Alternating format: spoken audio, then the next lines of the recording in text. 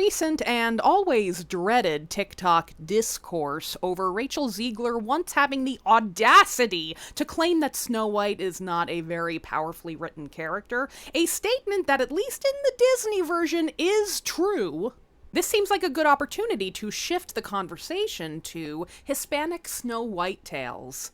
Because of course there are some who cannot remove the idea of whiteness from Snow White.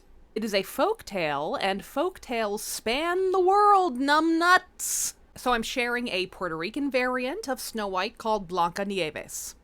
Once upon a time, a lovely little lady named Blanca lived with her widowed father. Their neighbor Rosa noticed that Blanca had some pretty swanky jewelry.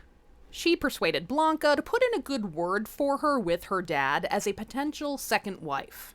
Eventually, Blanca's dad relented, and Rosa joined the family.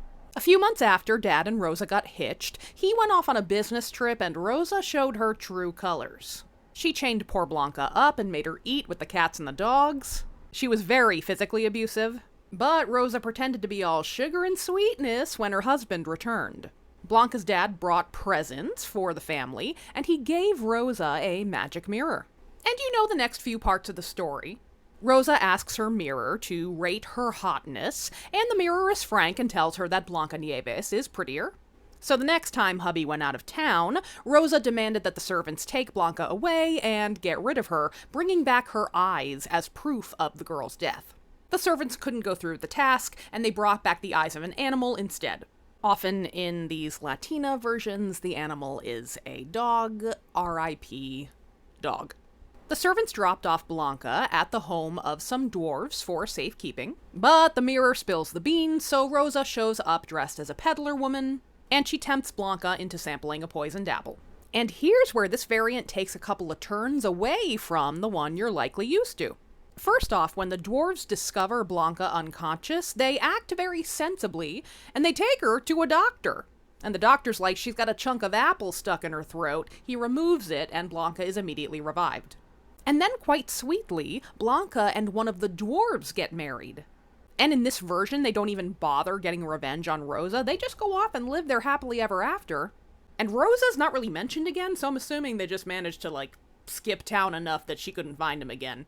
Or, maybe she just had to live with the fact that she wasn't the prettiest, and that's just her fucking punishment.